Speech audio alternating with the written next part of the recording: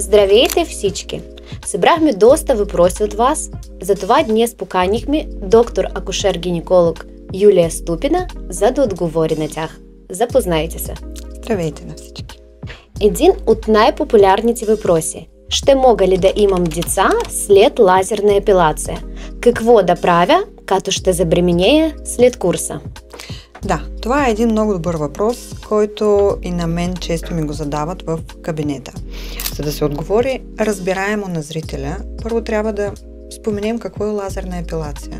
Лазерната епилация представлява процедура, която се извършва с апарат, лазерен апарат, който излъчва енергиен лъч. Този енергиен лъч, достигайки до фоликула, до космения фоликул, се превръща в топлина и реагира само единствено на пигмента в космения фоликул. Тази топлина, така грубо да кажем, изгаря космения фоликул и там повече косъм не расте. Дълбочината на проникване е минимална. Тя е някъде около 4 мм, мисля, че беше така. Да, точно. И не може да достигне нито до репродуктивните органи на жената, нито да промени нейния хормонален фон. Така че тя да има затруднение в забременяването след един курс, два курса, дори няколко курса проведени. Така че, ако все пак дамата не може да забременее след тази процедура, причината е друга. Не е свързана с лазерната епилация. Не, няма как да е свързана. А какво да прави момичето, като забременее вече след курса, който е направила? Ами чудесно, да се наслаждава на бременността. Няма да има никаква промяна в организма? Не, няма да има. И следващият въпрос. Ако момиче вече ходи на лазерна епилация и не знае дали е бременна или не, може ли това да се отрази на детето? Особено докато отива за първи път и не знае какво да очаква. И се страхува и поради този страх, няма ли да има мускулна контракция? Както споменах по-рано, дълбочината на проникване на косметичния лазер, а той е косметичен, нали, за тази процедура, е не повече от 4 мм. Няма как да се достигнат нито матка, нито ембрион и да доведе до каквито и да е, било то структурни или генетични аномалии, отклонения на ембриончето. Супер, значи няма проблем да се правят процедурите. Може ли растежът на космите да се увеличи поради стрес? Сега, вижте, понякога да, продължителният и хроничният стрес може да доведе до повишено окосмяване, но това са много малки случаи. Като цяло, заболяванията в организма водят до усилен растеж на косъма, дължат се на повишени мъжки полови хормони, андрогени, и едно от най-честото заболяване, което засяга доста млади момичета, е синдром на поликистозните яйчници. А какви изследвания трябва да се направят да се разбере, че има някакъв хормонален проблем в организма? Хормонални изследвания, като основно това са мъжки полови хормони, които се изследват от 3-я до 5-я ден на менструалния цикъл. Но само това не е достатъчно. Необходим е преглед, анамнеза, допълнителни изследвания, допълнителни консултации с ендокринолог, примерно. Следващият въпрос. Ако клиентът приема хормонални лекарства, може ли да се прави лазерна епилация?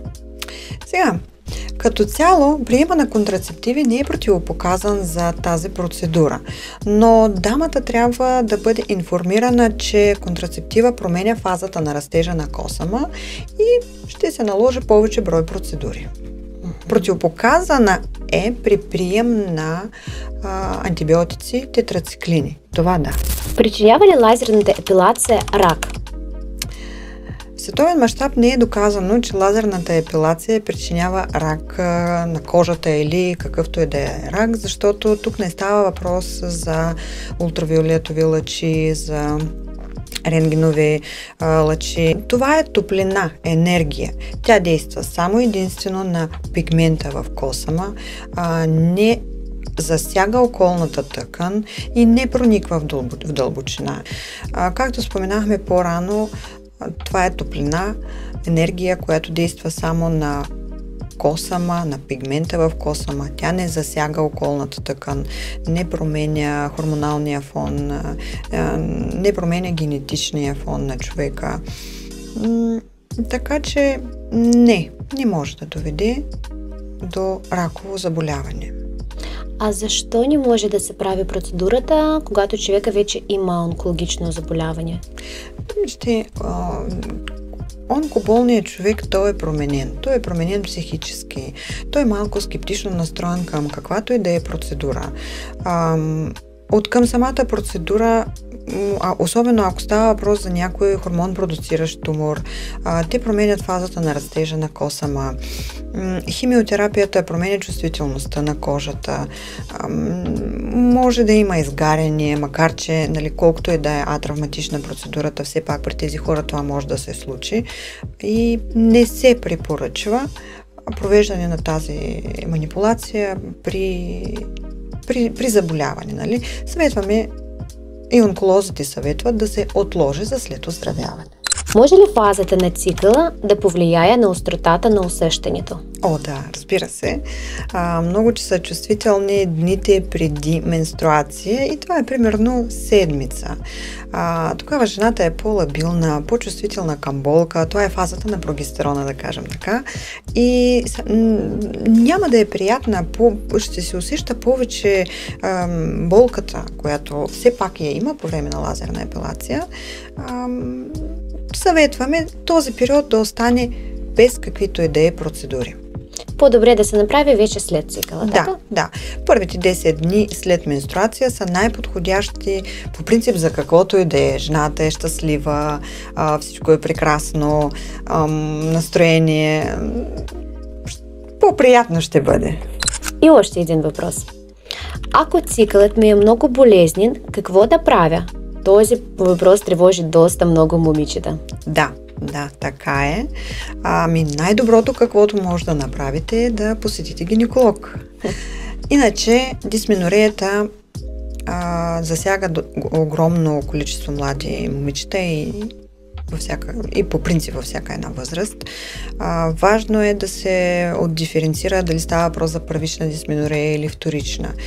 При първичната дисменорея факторите са наследственост, по-лабилна психика. Тоест, още от първична означава, че още от менархето девойката усеща болки, неразположение по време на първите дни преди менструация. Тук лечението е симптоматично. Въпросът е какво да правим, когато има вторична дисменорея. Вторична дисменорея, която е възникнала на определен етап от живота. И тук вече причини може да има доста много. Една от основните причини е ендометриоза. Но може да се касае и за миоми, за полипи, за възпалителни заболявания в малкия таз. Тоест, посетете гинеколог и ще се открие причината. Също е един от доста популярните въпроси, дали може да се прави лазерна епилация по време на бременност? Да, самата лазерна епилация по време на бременност не е противопоказана, но бременността е едно състояние, което променя чувствителността на кожата, променя самото отношение на жената към процедурата, болковото усещане. В начална бременност може, ако много желая дамата, начална бременност не е противопоказано. Но с напредването на бременността все пак желателно да се отложат процедурите, защото болката, процедурата, неприятната могат да предизвикват маточни контракции, неприятни усещания.